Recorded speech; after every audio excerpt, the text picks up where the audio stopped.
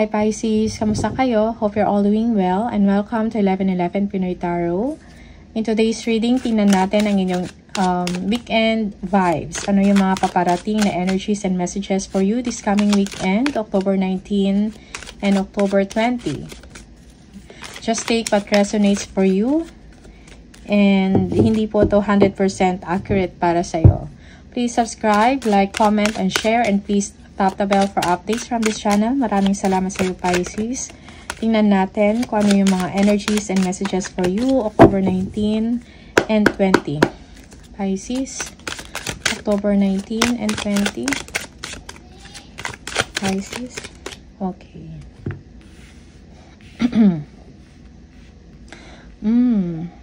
You are feeling good, Pisces. Siguro meron kayong travel, no? Maybe this is abroad or international travel for some of you.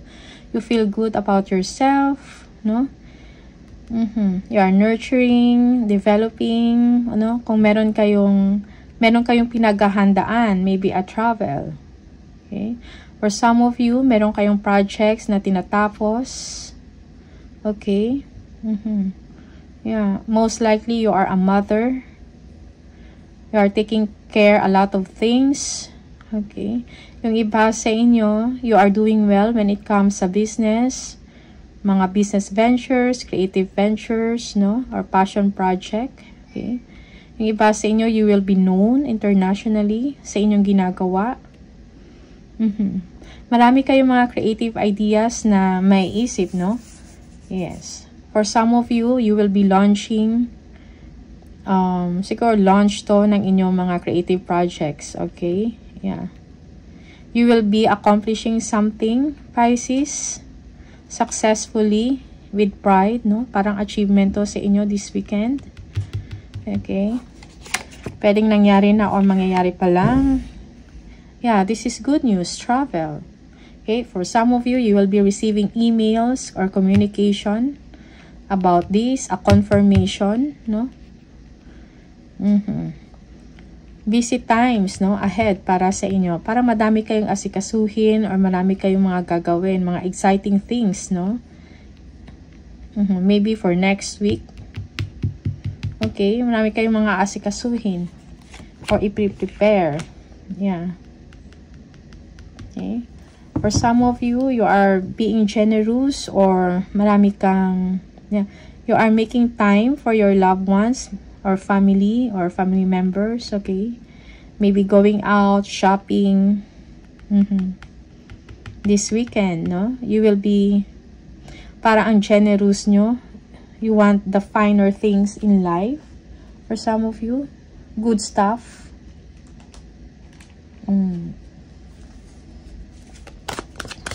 You have a refined taste. Okay. Yeah. Parang you deserve, no? You deserve this kind of lifestyle after some hard work. Okay? And after some worries. Oh. So, yung mga concerns ninyo, no? Parang mag-fade away or mawawala. Magkakaroon ng solusyon. Merong pagtatapos. Something, a project, no? Yeah. Creative project man to or meron kayong ginagawa sa when it comes sa bahay, no? You will feel good, no? Parang feeling mo parang nasunod ko ano yung gusto mo. Okay? You will be proud of yourself. Okay? Merong wish fulfillment na nangyayari or mangyayari sa inyo this weekend. Yeah, the Hangman. Okay? So you are waiting on something. For some of you, you are waiting for an approval. No? Yeah. Patience is needed para sa inyo, Pisces. Yeah, relax lang, kalma lang, okay? Don't rush anything. It's like parang meron kang nilulook forward na something good, no? Something exciting, no? In the future. So, but right now, you are just taking time, no? You are waiting for some of you, so just be patient. The Chariot, yes. Again, travel.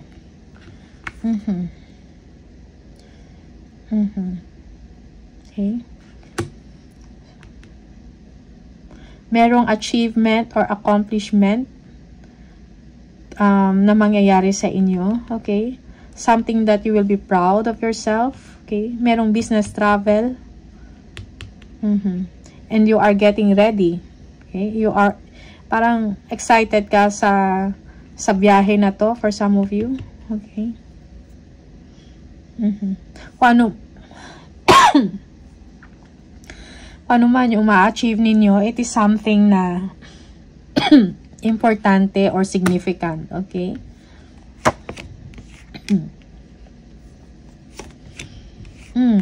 Again, celebration. Yung iba sa inyo, you've been waiting for this opportunity, no? And now, you will get it. Okay?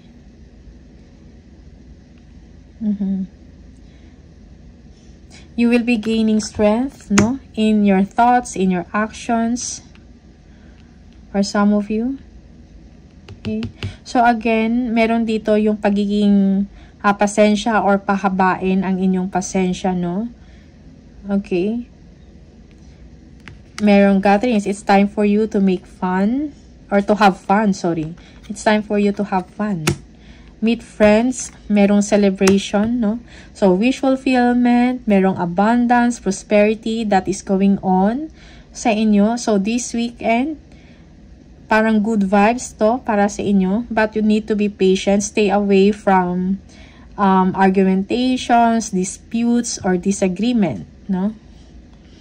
Yeah.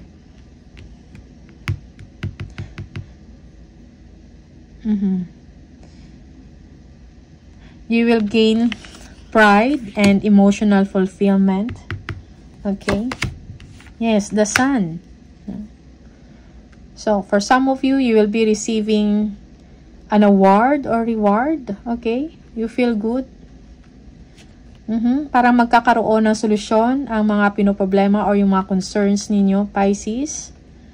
Okay? For some of you, you will be going out, spending time with your family or friends outside. Queen of Swords. So, ma-overcome mo kung ano man yung mga challenging na nangyari sa inyo or yung mga pains, no? Na nangyari sa inyo, you will be able to overcome it. You will gain the strength na ma-overcome mo yun.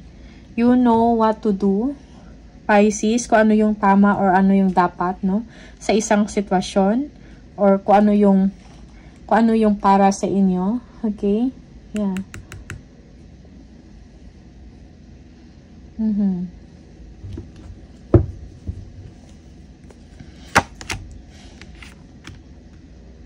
Okay. Yung iba sa inyo, merong negative thoughts, no? You feel powerless, you feel parang meron kang doubts, no? Yeah. Merong gumugulo sa isip ninyo. Okay?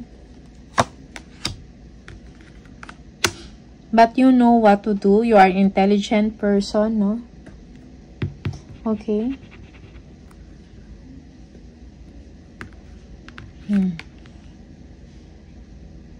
You can do what you want. You have the freedom. You have the sovereign, kumbaga. Okay? Yeah.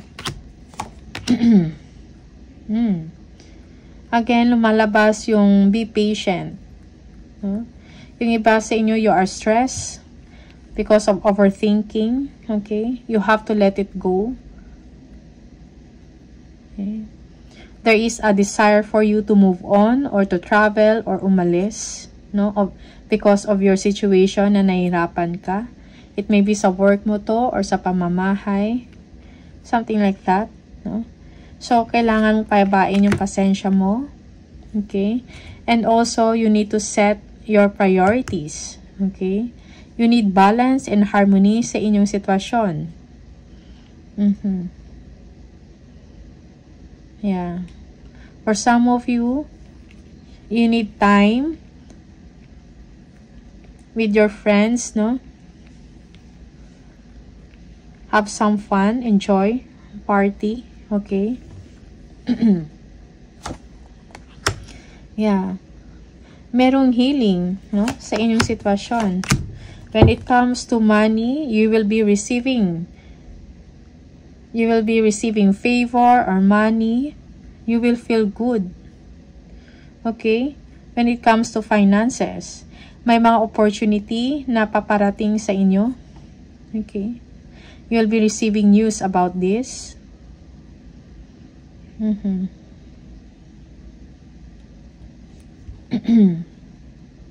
Merong stability when it comes to finances.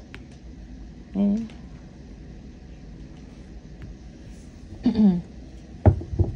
If kung meron kayong business, your business is going well. Okay.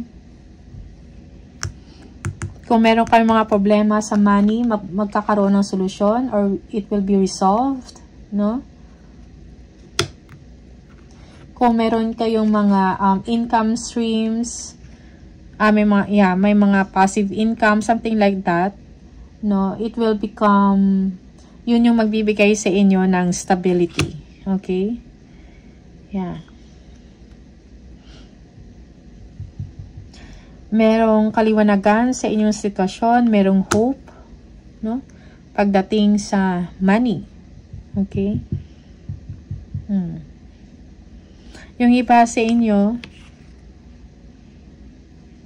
meron kang opportunity that you will be able to pay your loans or your debts, no? Yeah, you will have enough. Okay? So, merong good news na paparating sa inyo. You don't have to dwell, no? Kung ano man yung mga, kung meron kang negative thoughts or kulang ka sa confidence, do not dwell on that.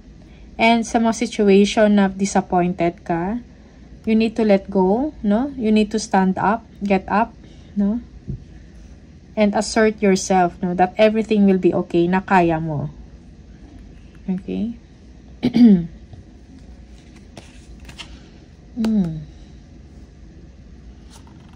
The Fool. Okay. Yeah. May mga potentials, no? May mga opportunities na paparating sa inyo. So, wag kang mabahala, no? Yeah. Kung meron mang loss na nangyari or something like that, maybe sa work or you feel down, merong pag-asa para sa'yo. Don't give up. Okay? Yeah. You need to trust or listen to your intuition, or kung meron kang gagawin na mga decision or action, pag-isipan mo ng mabuti. Kung meron kang mga plans, okay, mga plano mo, keep it to yourself. Yeah, King of Cups. Yeah, for some of you, you are thinking about someone. You know something or you are thinking about someone, no? This is a father figure who is loving, caring, pero hindi siya ganun ka-expressive sa kanyang nararamdaman. Okay? Yeah. Merong forgiveness or understanding sa isa't isa. Okay? There must be something na parang disappointed ka sa isang sitwasyon. Okay? Pero wag kang mag-dwell sa ganyan. Okay? Wag kang mag-dwell sa isang disappointment. Or kung meron mga regrets, no, on your part, let go. Okay? Kung meron kayong problema when it comes to money, merong someone na magbibigay sa inyo ng tulong, no? Okay. When it comes to your finances.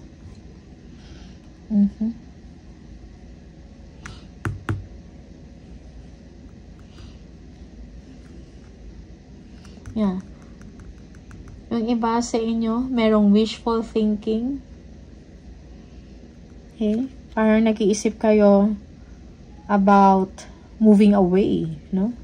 Because of the difficulties na nangyayari sa inyong sitwasyon. Pero bago ka magdesisyon, pag-isipan ng mabuti, be patient, no? Balance and harmony is needed. Yeah. Okay? So, Pisces, ito lang yung mga mensahe para sa inyo. All the best. Thank you and see you on the next video. Bye!